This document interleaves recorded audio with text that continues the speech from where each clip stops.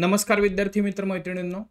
स्वराज्य सखोल या आपल्या एकाच विषयावरती डिटेल स्वरूपात डिस्कशन करणाऱ्या पॉडकास्ट सिरीजमध्ये आपल्या सगळ्यांचं स्वागत. काल आपण एक गोष्ट व्हिडिओमध्ये शेवटी सांगितलेली होती, ती म्हणजे सगळ्या फ्रंटवरती आपल्याला लाऊड आणि क्लिअर रिस्पॉन्स हा पहलगाम टेररिस्ट अटॅकच्या बाबतीमध्ये दिला पाहिजे. आणि त्यानुसारच आपल्याला असं लक्षात येईल की आज कॅबिनेट कमिटी ऑन सिक्युरिटीची बैठक त्या ठिकाणी पार पडली आणि त्याच्यानंतर जे आपले परराष्ट्र सचिव आहेत तर त्यांनी 5 मुद्दे सांगितले की या स्टेप्स भारतानं ऑफिशियली त्या ठिकाणी घेतलेल्या आहेत. त्या सगळ्यांवरती चर्चा करूयातच. आणि त्याचबरोबर हा व्हिडिओ रेकॉर्ड करत असताना मला जस्ट व्हिडिओ रेकॉर्ड करायच्या आधी काही न्यूज परत हायलाईट होताना दिसल्या. त्या म्हणजे अरबी समुद्रामध्ये देखील नौदलाच्या हालचालींना वेग वाढलेला दिसतो. सो एकंदरीतच याच्यावरती सविस्तर स्वरूपात चर्चा करूयात की आता ॲक्शन रिॲक्शन अशा फैरी ज्या आहेत तर त्या ठिकाणी झडल्या जातीलच, पण त्याच्यामध्ये इंडियाची मूव जी आहे तर ती खरोखर स्ट्रॅटेजिक त्या ठिकाणी आहे का? राईट. फक्त अँगर असून, फक्त मनामध्ये राग असून काहीतरी व्यक्त होणं हे महत्त्वाचं नाहीये.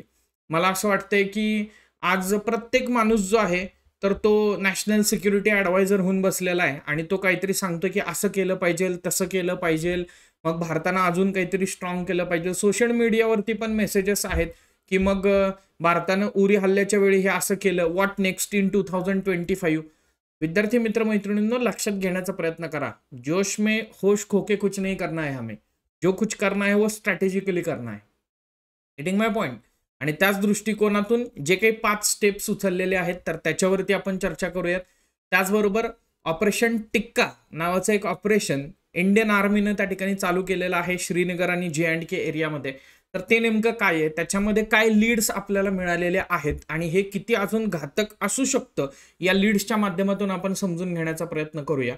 पण त्याच्या आधी सुरुवात करत असताना मी सांगेन, यांना हेच हवं होतं. तुम्ही म्हणताय रिलिजन विचारून त्या ठिकाणी मारलं. हो, त्यांनी ते प्लॅनच केलेलं होतं. महिलांना त्या ठिकाणी सोडून दिलं सो दॅट हा मेसेज जो आहे तर तो क्लिअरली त्या ठिकाणी आपल्या गव्हर्नमेंटकडे जाईल. हो, त्यांना हेच हवं होतं, त्यांनी हेच प्लॅन केलेलं होतं. पूर्ण प्लॅनिंगनं ते त्या ठिकाणी आलेले होते आणि म्हणूनच त्यांनी प्लॅनिंगनंच हे सगळं एक्झिक्यूट केलेलं आहे. पर्पजफुली रॅडिकलायझेशन आणि इथं कुठंतरी सो कॉल्ड त्यांना अपेक्षित असणारा आणि इस्लाममध्ये जो नाही दिला पण त्यांना अपेक्षित असलेला जो जिहाद आहे आणि त्या बेसिसवरती हे जे काही दहशतवादी कृत्य करताना दिसत आहेत तर त्याच्यामध्ये त्यांना हेच अपेक्षित होतं आणि ते एक्झिक्यूट करताना दिसत आहेत. मात्र इंडियाचा रिस्पॉन्स याच्यासाठी कसा आहे हे अपेक्षित असताना कालचा पाकिस्तान आर्मीचा रिस्पॉन्स बघा, किती हे दुतोंडी आहेत बघा. कालचा त्यांचा रिस्पॉन्स काय आहे की हा तुमचा लोकल इश्यू आहे, we are nothing to do with it. मग का रे, आज अरेबियन सी मध्ये तुम्ही का बरं त्या ठिकाणी एअरमनला अलर्ट जारी केलेला आहे? का बरं तुमची पाकिस्तान आर्मी ही अलर्ट वरती आहे? का बरं तुम्ही मिसाईल टेस्टिंग आता करायला लागलेला आहात? सो या गोष्टी समजून घेण्याचा प्रयत्न करा. एका बाजूला म्हणायचं आम्ही त्यातले नाहीच आहे आणि दुसऱ्या बाजूला तयारी मात्र सगळी त्या ठिकाणी करायची. राईट. मग कदाचित मीडियामध्ये असं असेल की आता युद्ध वगैरे होणार का, तर थांबा जरा, एवढ्या लवकर काय अशा गोष्टी ज्या आहेत तर त्या लगेचच होत नाहीत. राईट. फक्त काय आपल्याकडून रिस्पॉन्स आला की त्यांना पण रिस्पॉन्स देणं भाग आहे. का भाग आहे? अहो, ते रिस्पॉन्स जर का त्यांनी दिला नाही, त्यांनी जर का काही आपली ताकद दाखवली नाही तर त्यांना पैसे कसे मिळणार ज्यांच्याकडून त्यांना हे सगळं करण्याचे पैसे मिळत आहेत? Getting my point. ह्यांची इकॉनॉमी 0 लेवलला त्या ठिकाणी आहे. ह्यांना काही व्हिजन नाहीये. मी कालच तुम्हाला सांगितलं, ह्यांना काही घेणं देणं नाहीये. ह्यांना फक्त काय करायचंय, भारताला इंटरनली आणि एक्सटर्नली डिस्टर्ब करायचंय, भारताला कुठल्या तरी एका इश्यूमध्ये त्या ठिकाणी इन्व्हॉल्व्ह करायचंय आणि स्वतःचा जे काही मनसुबे आहेत तर ते त्या ठिकाणी साध्य करायचे आहेत. यांची लेवल काय आहे ते बघा जरा. इकडे तुम्हाला दिसेल की दिल्लीच्या हाय कमिशनर जे आहे, पाकिस्तानचं दिल्लीमधलं जे हाय कमिशन आहे तर त्याच्यामध्ये एक व्यक्ती त्या पाकिस्तानच्या हाय कमिशनमध्ये केक घेताना जात होता जेव्हा पहलगाम टेररिस्ट अटॅक झालेला आहे. म्हणजे हे काय आहे, सेलिब्रेशन करताय तुम्ही केक कट करताय, तुम्ही सेलिब्रेट करताय टेररिस्ट अटॅक, आणि ते पण कुठं भारताच्या भूमीवरती. सो हे जे स्ट्रॉंग 5 ऍक्शन्स त्या ठिकाणी आलेले आहेत, अर्थात त्याची पण स्क्रुटिनी आपण 1 बाय 1 करणार आहे की हे स्ट्रॉंग आहे का वीक आहे, यातलं काय नेमकं स्ट्रॉंग आहे, राईट. त्याचबरोबर का बरं अजून आपण सार्कचा जो व्हिसा प्रोग्राम आहे तर तो चालू ठेवलेला होता, जे की आपण सार्कला पूर्णपणे त्या ठिकाणी बायकॉट केलेलं आहे. आपली एक स्ट्रॅटेजी होती की पाकिस्तान टेररिस्ट अटॅक करतोय ना, तर 2015 मध्ये आपण डिसाईड केलं की पाकिस्तानला आयसोलेट करायचं इंटरनॅशनल ग्रुपिंग्समध्ये.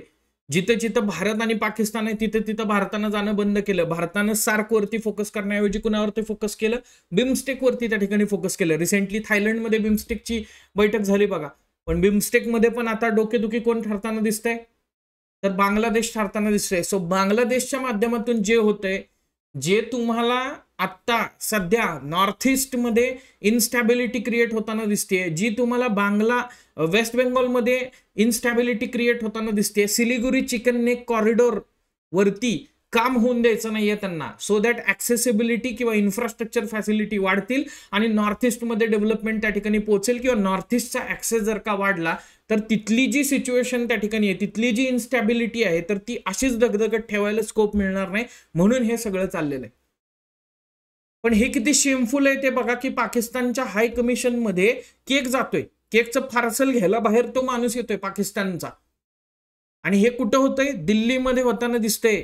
म्हणून म्हटलं हे प्लॅन्ड आहे, हे नॉन स्टेट ऍक्टर नाहीयेत, हे स्टेट ऍक्टर आहे. This is state sponsored terrorism, nothing else. हे समजून घेण्याचा प्रयत्न करा. याच्यामध्ये पाकिस्तानच याच्या मागे आहे. कालच्या व्हिडिओमध्ये पण मी हे स्पष्ट सांगितलेलं होतं की ते आज डिनाय करतील पण उद्या प्रूव्ह होईल.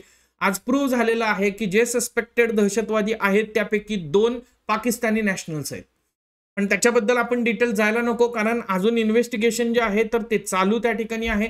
लगेच कुठल्या तरी तर्कवितर्कावरती पोहोचायला आपण काय कुठला एक मीडिया हाऊस नाहीये की टीआरपी साठी असं काहीतरी तर्कवितर्कावरती पोहोचलं पाहिजे.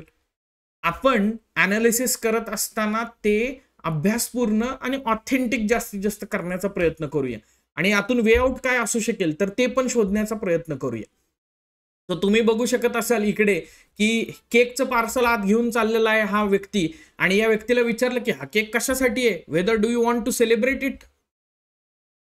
सो त्याच्यावरती त्यांनी बोलायला त्या ठिकाणी नकार दिला. पण हे फार चुकीचं आहे आणि फार धोकादायक आहे असं मला वाटतंय की यांच्यामध्ये थोडी सुद्धा मानवता शिल्लक राहिलेली नाहीये, आणि त्यामुळं यांना जशास तसं प्रत्युत्तर देणं ही काळाची गरज निर्माण झालेली आहे काय, असं पण या ठिकाणी प्रश्न उपस्थित होतो. पण परत जशास तसं प्रत्युत्तर द्यायचं, पण योग्य वेळी आणि योग्य प्रकारे.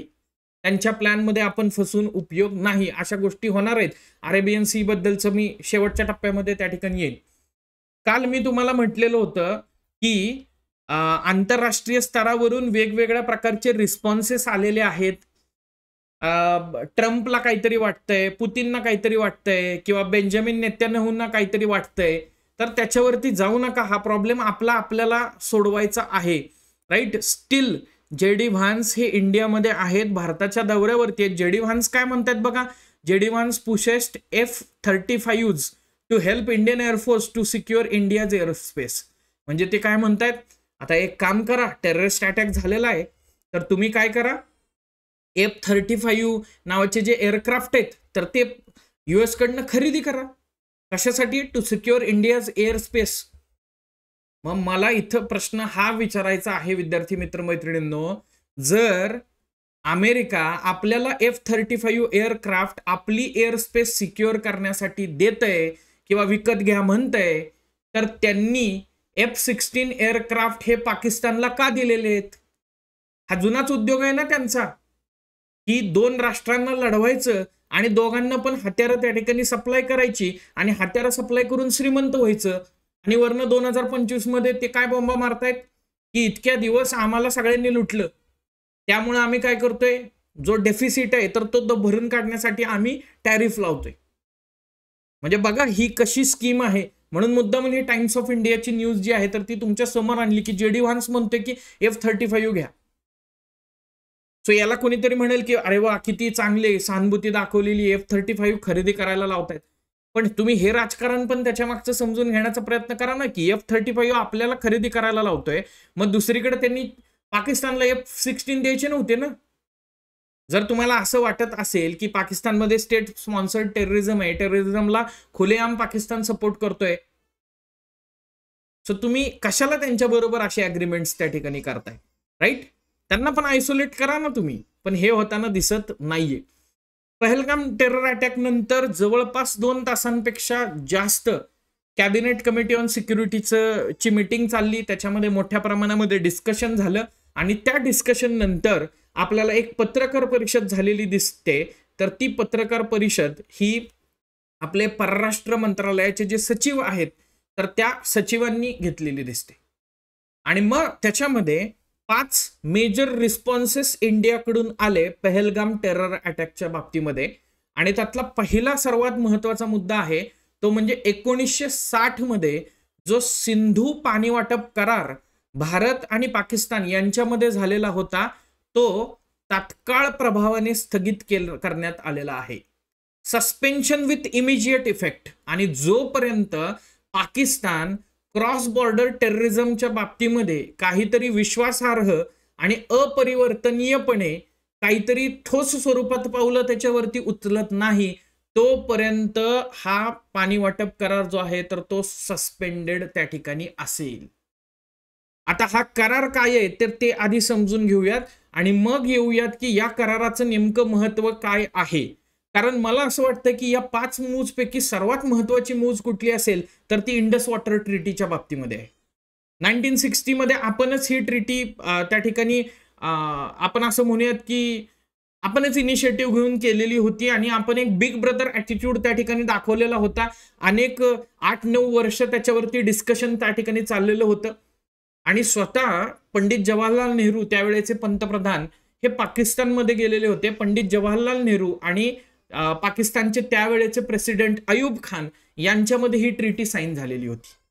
याच्यानुसार सिंधू नदीच्या ज्या उपनद्या आहेत तर त्यांच्या बाबतीमध्ये पाणी वाटप कसं झालं पाहिजे तर हे पाणी वाटप त्या ठिकाणी ठरलेलं दिसतं. याच्यामध्ये 6 नद्यांचा संदर्भ या इंडस वॉटर ट्रीटीमध्ये येतो. सो तुम्हाला इकडे दिसू शकतंय की ही इंडस रिव्हर आहे, त्याच्यामध्ये झेलम आहे, चिनाब त्या ठिकाणी आहे आणि इंडस आहे. आणि इकडं तुम्हाला रावी, बियास आणि सतलज या रिव्हर दिसत आहेत आणि या अल्टिमेटली पाकिस्तानमध्ये जाऊन त्या ठिकाणी इंडस रिव्हरला त्या ठिकाणी मिळताना दिसत आहेत. सो या इंडस वॉटर ट्रीटीमध्ये वेस्टर्न रिव्हर्स आणि ईस्टर्न रिव्हर्स असं बायफर्केशन करण्यात आलं. म्हणजे पूर्वेकडच्या ज्या नद्या आहेत तर त्या पूर्वेकडच्या नद्यांचा जो काही वॉटर कंट्रोल आहे तर तो भारताकडे देण्यात आला, तर पश्चिमेकडच्या ज्या नद्या आहेत तर त्या नद्यांवरचा जो काही पाण्याचा हक्क आहे तर तो त्या ठिकाणी पाकिस्तानला देण्यात आला. म्हणजे पूर्वेकडच्या नद्यांवरती भारतानं काहीही केलं, डॅम कन्स्ट्रक्ट केले, कालवे काढले किंवा इतर अदरवाईज कशाही प्रकारे पाणी अडवलं तरी त्याच्यामध्ये कुठल्याही प्रकारे पाकिस्तानचा हस्तक्षेप नसेल. आणि ज्या वेस्टर्न म्हणजे पश्चिमेकडच्या नद्या आहेत, राईट, तर त्या पश्चिमेकडच्या नद्यांमध्ये मात्र 80% वाटा जो आहे तर तो पाकिस्तानला त्या ठिकाणी मिळाला. मग याच्यामध्ये आपल्याला असं लक्षात येईल की या पश्चिमेकडच्या नद्यांवरती डॅम कन्स्ट्रक्ट करू शकतोय का, हायड्रो इलेक्ट्रिक पॉवर प्रोजेक्ट त्या ठिकाणी बसवता येऊ शकते का? Definitely hydro electric power project बसवता येऊ शकतोय, पण डॅम कन्स्ट्रक्ट करून ते पाणी वळवणं किंवा कुठल्याही प्रकारे तो नॅचरल फ्लो जो आहे तर तो थोपवणं, ते पाणी साठवणं किंवा पाकिस्तानला ते पाणी जात असताना ते पाणी कमी पडू शकेल, राईट, अशा पद्धतीनं कुठल्याही प्रकारे ऍक्टिव्हिटी करायला भारताला परवानगी त्या 3 रिव्हर्सच्या बाबतीमध्ये, ज्या वेस्टर्न रिव्हर्स आहेत तर त्या 3 रिव्हर्सच्या बाबतीमध्ये नव्हती. आणि मग ह्याच्यामध्ये मध्यस्थी म्हणून कुणाला घेण्यात आलं? जागतिक बँकेला घेण्यात आलं की उद्या काही डिस्प्यूट निर्माण झाला तर जागतिक बँक याच्यामध्ये मध्यस्थी करेल किंवा जागतिक बँकेकडे दाद मागता येईल किंवा जागतिक बँक एक रेफरी म्हणून त्या ठिकाणी काम करेल. म्हणजे याच्यानुसार भारताला मिळालं 20% पाणी, 80% पाणी पाकिस्तानला मिळालं. आपण बिग ब्रदर ॲटिट्यूड त्या ठिकाणी दाखवला. आपण कुठंतरी आपण असं म्हटलं की आपण शांतता प्रस्थापित झाली पाहिजे. त्याचबरोबर शेजारचं राष्ट्र आहे, आपण इतर किती पण मित्रांबरोबर भांडू, पण आपण असं बऱ्याचदा म्हणतो की शेजाऱ्यांबरोबर भांडणं महागात पडतं कारण रोज उठून त्यांचीच तोंड बघायचे, राईट. अटल बिहारी वाजपेयी मागं म्हटलेले होते की we can choose our friends but not the neighbours. आपण आपले त्या ठिकाणी मित्र निवडू शकतो कुठला मित्र चूज करायचा कुठला नाही चूज करायचा हे ठरवू शकतो, मात्र आपण आपले नेबर चूज करू शकत नाही. जे आहेत त्यांनाच त्या ठिकाणी ऍक्सेप्ट करावं लागतं.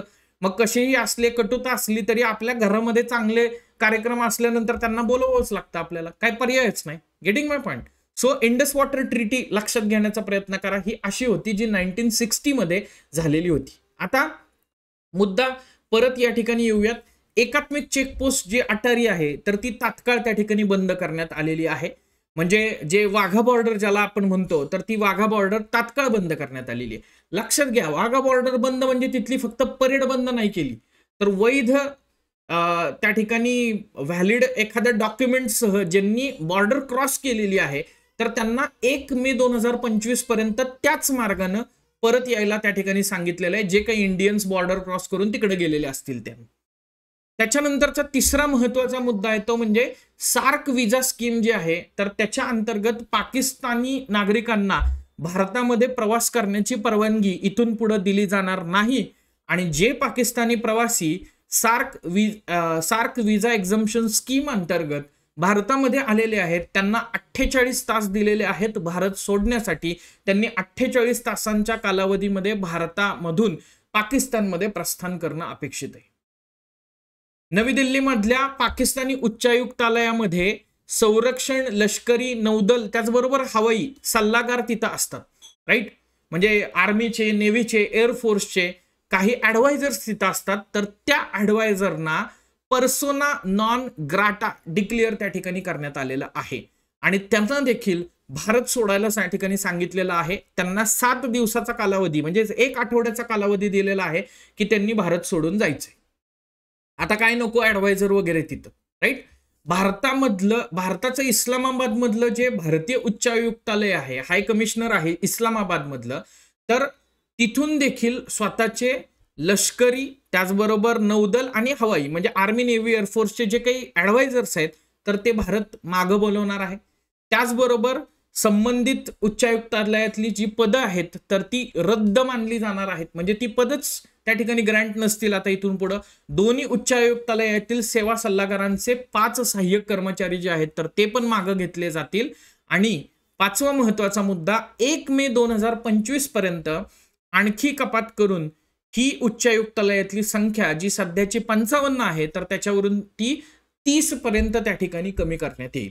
आता इथं लक्षात घेण्याचा प्रयत्न करा, पर्सोना नॉन ग्रॅटा हा एक लॅटिन शब्द त्या ठिकाणी आहे. पर्सोना नॉन ग्रॅटा याचा अर्थ अनावश्यक व्यक्ती असा त्या ठिकाणी होतो. सो राजनैतिक भाषेमध्ये पर्सोना नॉन ग्रॅटा नावाचा वाक्प्रचार जो आहे तर तो परदेशी व्यक्तीला सूचित करतो. एखाद्या विशिष्ट भूप्रदेशामध्ये त्या परदेशी व्यक्तीला राहण्यास मनाई करणे म्हणजेच पर्सोना नॉन ग्रॅटा, जे की इश्यू करण्यात आलेलं दिसतं पाकिस्तानच्या इंडियामधले जे काही पाकिस्तानचे जे उच्चायुक्तालय आहे तर त्या उच्चायुक्तालयात जे आर्मी, नेव्ही, एअरफोर्सचे जे ऍडवायझर्स आहेत तर त्यांच्या बाबतीमध्ये हे इश्यू केलेलं दिसतं. तर ही 5 बोल्ड स्टेप्स इंडियानं त्या ठिकाणी घेतलेले दिसतात. तर यातला सर्वात महत्वाचा मुद्दा आता लक्षात घेण्याचा प्रयत्न करा. म्हणजे बाकीच्या तर स्टेप्स आपण असं म्हणूयात की त्या गव्हर्नमेंट लेवलला किंवा एक ऍडमिनिस्ट्रेटिव्ह लेवलला आहेत, पण 2 महत्वाचे मुद्दे या ठिकाणी आहेत. तर ते म्हणजे एकतर सिंधू पाणी वाटप करार, त्याचबरोबर अटारी चेकपोस्ट तात्काळ बंद करणं. बाकीचे 3 तर तुम्ही हाय कमिशन किंवा उच्चायुक्त स्तरावरचे मुद्दे त्या ठिकाणी लक्षात घेताय. आता सिंधू पाणी वाटप कराराचं महत्व नेमकं काय आहे तर ते समजून घेण्याचा प्रयत्न करा. सिंधू पाणी वाटप करार हा झेलम असेल, चिनाब असेल, रावी असेल, बियास असेल आणि सतलज असेल या नद्यांबाबतीत आहे. आणि या नद्या मेजर वॉटर रिसोर्स प्रोव्हाइड करताना दिसतात पाकिस्तानच्या बाबतीमध्ये. पाकिस्तानचा जर का आपण विचार केला तर पाकिस्तानच्या ऍग्रिकल्चर जे आहे तर ते पाकिस्तानमध्ये 23% कंट्रीब्यूट करतं.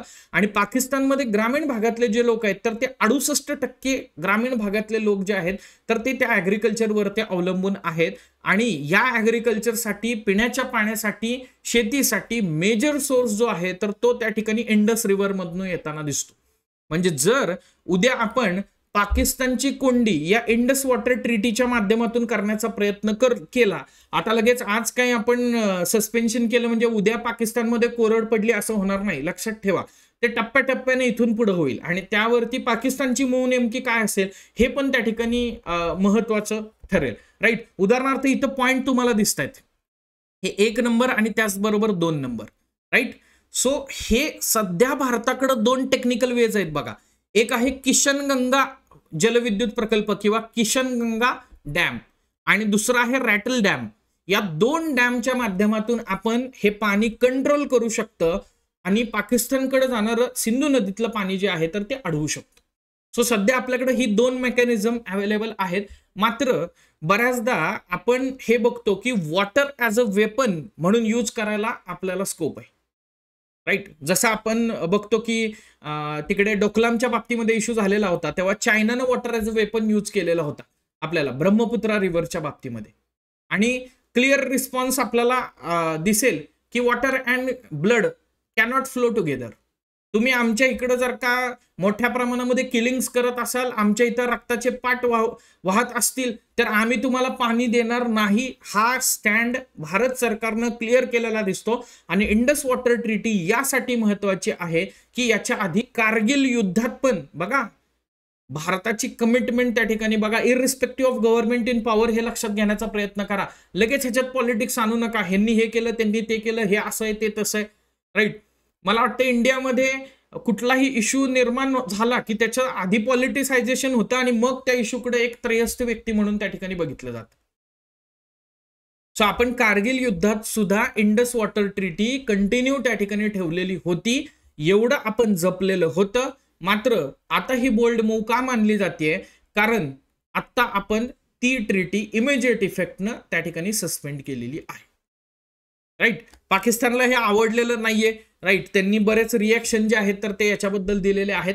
पण इकडे कनवाल सिब्बल म्हणून आहेत, कपिल सिब्बल यांचे ते बंधू आहेत, पण ते फॉर्मर त्या ठिकाणी फॉरेन सेक्रेटरी राहिलेले आहेत इंडियाचे.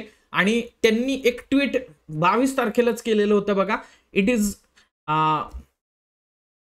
It is time to suspend Indus Water Treaty indefinitely as a truly meaningful response to the latest terrorist outrage in Pahalgam instigated by Pakistan. We have earlier said that blood and water can't go together. Let's act on our own declared position. This will be a strategic response. म्हणून मी काल काय म्हटलेलं तुम्हाला की आपल्याला respond करायचंय, पण strategically त्या ठिकाणी करायचंय. परराष्ट्र सचिव राहिलेला व्यक्ती आहे, एक एक शब्द त्या ठिकाणी महत्वाचा असतो. त्यामुळं हा रिस्पॉन्स जो आहे तर तो त्या ठिकाणी चांगला आहे. आता पुढची मूव मी तुम्हाला सांगतो पुढे काय होणार आहे ते. Pakistan has long disowned Simla agreement by constantly seeking to internationalize the Kashmir issue and harking back to the defunct UN resolutions. आता इथं सिमला अग्रीमेंट परत एकदा चर्चेत येते. ते 1972चं त्या ठिकाणी आहे. 1971चं इंडिया पाकिस्तान वॉर नंतर इमिजिएट इफेक्टनं जर का काही आलेलं असेल तर ते म्हणजे शिमला करार आहे. आणि शिमला अग्रीमेंटमध्ये बऱ्याच गोष्टी ठरलेल्या होत्या. त्यातलं एक सर्वात महत्वाची गोष्ट होती की भारत आणि पाकिस्तानमधले जे काही इश्यूज आहेत तर ते बायलॅटरल टॉक्सद्वारे सोडवण्यात येतील, म्हणजे द्विपक्षीय चर्चेद्वारे सोडवण्यात येतील. आणि तुम्हाला असं लक्षात येते की पाकिस्तान दरवेळी काश्मीरचा मुद्दा इंटरनॅशनलाइज करण्याचा प्रयत्न करतोय. आता पण तो काश्मीरचा मुद्दा पाकिस्तान इंटरनॅशनलाइजच करायचा प्रयत्न करतोय. कालपर्यंत त्यांचा स्टँड असा होता की it is their internal conflict. पाकिस्तानमधली जनता जी आहे तर ती काहीतरी वेगळं अपेक्षित त्यांना आहे. तुम्हाला लक्षात येत असेल, ह्यांना काय माहित नव्हतं का टेररिस्टना की टुरिझम जो आहे तर तो आता इथनं पुढे अनेक वर्षासाठी पहलगाममध्ये बंद होईल. पण ह्यांना ते करायचंय. यांना तिथल्या जनतेला बेरोजगार त्या ठिकाणी बनवायचे आणि बेरोजगार बनवल्यानंतर आपल्या गव्हर्नमेंटच्या विरोधात त्या ठिकाणी वापरायचे. हाच त्यांचा छुपा अजेंडा आहे. सिमी नावाची ऑर्गनायझेशन तुम्हाला माहित असेल, student Islamic movement of India. सिमीवरती बंदी त्या ठिकाणी घालण्यात आलेली आहे.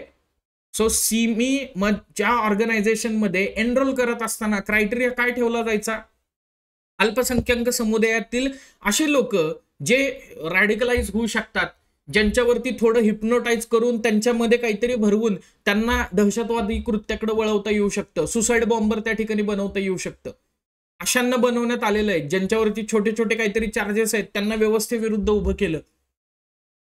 आणि हेच आपल्याला इकडून होताना दिसतं. स्लीपर सेल्स सो कॉल्ड आपण म्हणतो ना, राईट, सो लष्कर ए तोयबा, जैश ए मोहम्मदचं स्लीपर सेल म्हणून आपण सिमी ही ऑर्गनायझेशन त्या ठिकाणी बघतो आणि ती बॅन केलेली त्या ठिकाणी आहे. पण सिमीच्या अनेक डॉर्मंट लिंक्स जे आहेत तर त्या आज टेररिस्ट ऍक्टिव्हिटीमध्ये आपल्याला डायरेक्टली दिसतात.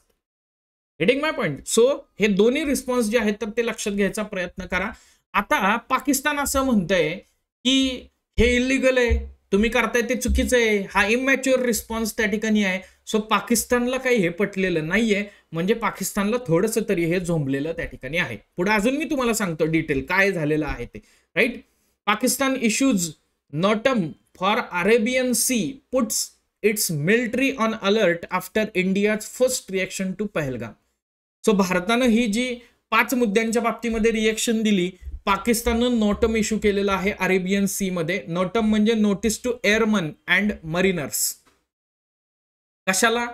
तर नेव्हल लाईव्ह फायर एक्सरसाइज ते कंडक्ट त्या ठिकाणी करणार आहेत, मिसाईल टेस्टिंग ते त्या ठिकाणी करणार आहेत. भारत पण त्याच्या दृष्टिकोनातून रिस्पॉन्स देतोय. म्हणजे मी जस्ट व्हिडिओ शूट करायच्या आधी म्हटलं अजून काही अपडेट त्या ठिकाणी आहे का, तर त्याच्या बाबतीत बघत होतो तर मला इकॉनॉमिक टाइम्सला एक न्यूज या ठिकाणी दिसतीये आणि ती न्यूज म्हणजे नोटम इश्यू केलंय तर ती तर न्यूज आहेच, पण त्याचबरोबर आपल्याला असं लक्षात येईल की इथं yes, Pakistan issues NOTAM to Arabian sea, puts its military on alert. Right. So मिलिटरीला अलर्ट वरती ठेवलेलं आहे. का? पाकिस्तानला असं वाटतंय की इन रिटेलिएशन इंडिया काहीतरी अटॅक करेल बरं का आता.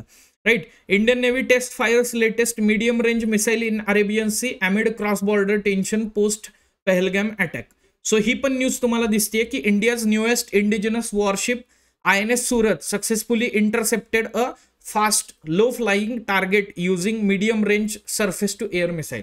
म्हणजे आपण पण काय केलं, INS सुरत वरून medium range surface to air missile जे आहे तर त्याचं टेस्टिंग त्या ठिकाणी केलं. राईट. हे आता होत राहणार आहे बघा, लक्षात घेण्याचा प्रयत्न करा. राईट.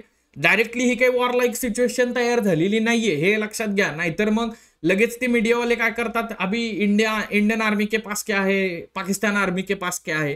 राईट. त्यांना लई काय काय वाटतंय आपल्याकडे काय आहे. राईट. पण ते फक्त कशासाठी आहे, फंडिंग गॅदर करण्यासाठी आहे. आता सर्वात महत्वाचं म्हणजे आता मग व्हॅलीमध्ये नेमकं काय चाललेलं आहे, इंडियन आर्मी याला कसं रिस्पॉन्ड करते. तर काल जम्मू अँड काश्मीरमध्ये 2 टेररिस्ट जे आहे तर ते बारामुल्ला आणि उरी सेक्टरमध्ये त्या ठिकाणी मारले अशी न्यूज जी आहे तर ती अधिकृतरित्या फोर्सेसकडनं पुढे आलेली दिसते. 2 terrorist killed as army foils infiltration बिड अ बारामुल्लाच उरी नाला. राईट. दुसरी गोष्ट म्हणजे काय, तर आपल्याला असं लक्षात येईल की इंडियन आर्मीनं ऑपरेशन टिक्का नावाचं एक ऑपरेशन चालू केलेलं आहे. पहलगाम मध्ये जो काही दहशतवादी हल्ला झाला त्याच्यानंतर हे जे टेररिस्ट आहेत तर त्यांना एलिमिनेट करण्याच्या दृष्टिकोनातून आणि ओव्हरऑल काश्मीर खोऱ्यामध्ये जे दहशतवादी आहेत तर त्यांना एलिमिनेट करण्याच्या दृष्टिकोनातून ऑपरेशन टिक्का नावाचं ऑपरेशन इंडियन आर्मीनं त्या ठिकाणी चालू केलेलं दिसतं. आणि पुढची अपडेट बघण्याचा प्रयत्न करा. चिनार कॉप्सचं हे एक ट्विट आहे. राईट. ऑपरेशन टिक्का बारामुल्लामध्ये पर्टिक्युलरली ते फोकस करतायत, कारण आता हे कुठं जाणार हो, POKच्या रिजन मध्येच जाणार ना, किंवा बॉर्डर एरियाज मध्येच. टेररिस्ट ऍक्टिव्हिटी जरी इंटरनल एरियात झालेली असली तरी आता बॉर्डर एरियाज मध्ये जातील. तर 23 एप्रिलचं सकाळी 9 वाजताचं चिनार कॉप्सचं एक ट्विट आहे. आता चिनार कॉप्स म्हटल्यानंतर काय, तर त्याचं बॅकग्राऊंड तुम्हाला देतो. चिनार कॉप्स ही इंडियन आर्मीची अशी एक कोर आहे की जी श्रीनगरमध्ये तैनात आहे आणि श्रीनगरमध्ये ज्या काही ऍक्टिव्हिटीज होतात म्हणजे फोर्सेसच्या एकंदरीतच हे सर्च ऑपरेशन त्या ठिकाणी होतं किंवा एखादं ऑपरेशन कंडक्ट केलं जातं तर ते चिनार कॉप्सद्वारे केलं जातं. एस्पेशली पाकिस्तान असेल किंवा चायना असेल तर यांच्या विरोधात ज्या ऍक्टिव्हिटी चालतात तर ते चिनार कॉप्स त्या ठिकाणी रन करतं. रिसेंटली बांगलादेशच्या बाबतीमध्ये पण चिनार कॉप्स ऍक्टिव्ह होतं. तर त्याच्यामध्ये बघा, heavy exchange of fire between security forces and terrorist. 2 terrorists have been eliminated. Infiltration bid foiled by security forces in the ongoing operation. Large quantity of weapons, ammunitions and other warlike stores have been recovered from the terrorist. Operation is in progress. बघा मागची news काय, 2 terrorist मारले उरी नालामध्ये. पण मला focus करायचा आहे चिनार कॉप्सच्या या ट्विट मधल्या शेवटच्या सेंटेन्स वरती. Large quantities of weapons, ammunitions and other war like stores have been recovered from the terrorist. Planning करून आलेले आहेत सगळं. म्हणून मी म्हटलं की तुम्ही ह्याला फक्त एक अटॅक समजू नका. काल मी म्हटलं की काश्मीर खोऱ्यामध्ये एका वेगळ्या चॅप्टरची नांदी ही आहे की काय असं याच्यामध्ये मानलं जातंय आणि हेच इथं प्रूव्ह होताना दिसतंय. आपल्याला ह्याला रिटॅलिएट करत असताना फार स्ट्रॅटेजिकली जायला पाहिजे. कारण माउंटन रिजन आहे, हिली रिजन त्या ठिकाणी आहे, जंगल आहे, एलिमिनेट करणं अवघड जातंय. याच्यामध्ये फोर्सेस पणाला लागतायत आणि आपल्याला एक एक जीव त्या ठिकाणी महत्वाचा आहे. आपल्या फोर्सेसचे जवान जरी गेले आणि या ऑपरेशन मध्ये ते शहीद होणं हे सुद्धा आपल्याला फार जास्त कॉस्टली आहे. हे लक्षात ठेवा. जिथं आपण आपल्या सोल्जर्सची रिस्पेक्ट करतो त्यांना काय फरक पडत नाही. ते सुसाइड बॉम्बर म्हणूनच इकडे आलेले आहेत. पुढची न्यूज बघा. याच्यामध्ये काय आहे? Army identifies 42 terrorist launch pad across POK after Pahalgam attack. Sources. आता हे कन्फर्म झालेलं आहे की सैफुल्ला जो आहे तर तो याच्या मागचा मास्टर माइंड होता आणि रावलकोट मधून हे ऑपरेशन जे आहे तर ते एक्झिक्यूट करण्यात आलं. रावलकोट बेस जो आहे तर तो पीओके मध्ये आहे आणि अशी इंटेल आहे की 42 टेररिस्ट लॉन्च पॅड पीओके मध्ये ऍक्टिव्ह आहेत. 130 पेक्षा जास्त टेररिस्ट जे आहेत तर ते या लॉन्च पॅड मध्ये असण्याची शक्यता आहे. असा इंटेल रिपोर्ट जो आहे तर तो आपल्याला मिळालेला आहे. आता मला सांगा की या सिच्युएशन मध्ये हा रिस्पॉन्स जो आहे की तो आपण देत असताना तो घाईघाईत देऊन उपयोग नाही. आपल्याला हे 42 लॉन्च पॅड जे आहेत तर ते एलिमिनेट कसे करता येतील त्याच्यावरती फोकस केला पाहिजे. आणि आपल्याला हा रिस्पॉन्स 1 दिवस 2 दिवस 10 दिवस 15 दिवस देऊन उपयोग नाही. पुढचे किमान 6 महिने 1 वर्ष आपल्याला कंटिन्युअसली हे लॉन्च पॅड एलिमिनेट करणं आणि त्याचबरोबर अशा दहशतवाद्यांवरती कारवाई करणं हे करावं लागणार आहे. लाऊड अँड क्लिअर रिस्पॉन्स कधी होईल हे लक्षात घेण्याचा प्रयत्न करा. आता एक तर मूव्ह आलेली आहे मिनिस्ट्री ऑफ एक्सटर्नल अफेअर्स कडून तर त्याला काहीतरी येईल. पण त्याला रिएक्शन जी आहे तर ती मिलिटरी स्वरूपात यायला लागलेली आहे. हे समजतंय का तुम्हाला? आपण मिलिटरीली काहीच रिएक्शन काल दिली का? नाही दिली. आपण फोकस कुणावरती केला की अरे दहशतवाद्यांना पकडा. पण लगेच काय फायरिंग नाही चालू केली. हे लक्षात घ्या. मला वाटतंय गव्हर्नमेंट रिस्पॉन्स देत असताना तो कसा देते हे समजून घ्या. भावना किंवा याच्याबद्दलच्या सहवेदना या एका बाजूला आहेत. चीड असणारी एका बाजूला आहे. जशी तुम्हाला चीड आहे तशी मला पण चीड आहे. सगळ्यांना चीड आहे. गव्हर्नमेंटला पण चीड आहे. पण फक्त ती चीड आहे म्हणून रागारागात काही करून चालत नाही ना. कधी कधी रागारागात आपण आगीत उडी मारायला जातो ना आपलंच शरीर किंवा आपलाच हात जे आहेत तर ते पोळले जातात. हे लक्षात ठेवा. आणि ते पोळले जावेत अशी त्यांची इच्छा आहे. त्यामुळे हे सगळं चाललेलं आहे. सो हे असं एकंदरीत आता सध्या आपल्याला असं लक्षात येईल की याची सिच्युएशन आहे किंवा पहलगामच्या बाबतीमध्ये आपला रिस्पॉन्स जो आहे तर तो आलेला आहे. याच्यावरती आता पाकिस्तानचे जे प्राईम मिनिस्टर आहेत शहबाज शरीफ यांनी एक मीटिंग पण त्यांच्या सिक्युरिटी कमिटीची त्या ठिकाणी बोलवलेली आहे आणि त्याच्या बाबतीत पण अपडेट्स जे आहेत तर ते आपल्याला त्या ठिकाणी येतील. सो त्याच्यावरती पण आपण बघूयात की आता फर्दर डेव्हलपमेंट्स जे आहेत तर त्या कशा होतील. पण एक ॲज अन ॲस्पिरंट म्हणून या सगळ्याचा विचार करत असताना अशा पद्धतीनं बघण्याचा प्रयत्न करा की काय नेमक्या होत आहेत, याच्यामध्ये काय त्रुटी नेमक्या आहेत, कशा पद्धतीनं सिक्युरिटी फोर्सेसनं रिएक्शन याच्यामध्ये दिलेली आहे, कशा पद्धतीनं याच्यामध्ये मिनिस्ट्री ऑफ एक्सटर्नल अफेअर्सनं रिएक्शन दिलेली आहे, काय नेमका आपला रिस्पॉन्स याच्यासाठीचा आहे आणि हाच रिस्पॉन्स जो आहे तर तो योग्य असणार आहे. ऑलरेडी बाकी ट्रेड वगैरे हे सगळं आपण रिलेशन्स जे आहेत तर ते खूप वर्ष झालं म्हणजे 2015 नंतर तर ऑलमोस्ट आपल्याला काही फ्री ट्रेड अग्रीमेंट नाही, ट्रेड बीड काही नाही हे आपल्याला दिसतंय. पण इंडस वॉटर ट्रीटीच्या बाबतीमध्ये पण तर आपण असं म्हणू शकतो की एक चांगला रिस्पॉन्स जो आहे आणि जे त्यांना वाटत होतं महत्वाचं म्हणजे काय यातनं पाणी अडवलं जाईल न अडवलं जाईल हा नंतरचा मुद्दा आहे. पण त्यांना वाटत होतं की इंडिया क्या ही कर सकता है, मीटिंग लेगा, इंटरनेशनल लेवल पे कहेगा कि पाकिस्तान ने ये नहीं करना चाहिए था ऐसा वैसा और चुप रहेगा.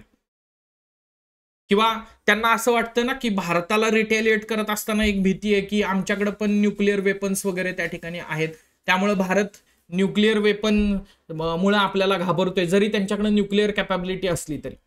तर या सगळ्यामध्ये हा असा रिस्पॉन्स जो आहे कडक शब्दामध्ये नुसता येऊन उपयोग नाही तर कडक स्टेप्सच्या बाबतीमध्ये येणं त्या ठिकाणी अपेक्षित आहे.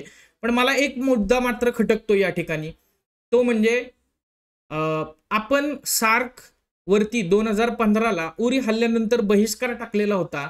मग ती सार्कची जी व्हिसा स्कीम होती तर ती व्हिसा स्कीम आपण का चालू ठेवलेली होती? राईट. मला वाटते प्रणव मुखर्जींचं एक वाक्य त्यावेळेचं फेमस खूप जास्त गाजलेलं होतं, जसं की आत्ता आपण एक वाक्य बघितलं ना, की blood and water cannot flow together. तर तसं we cannot talk about the peace in the shower of bullets.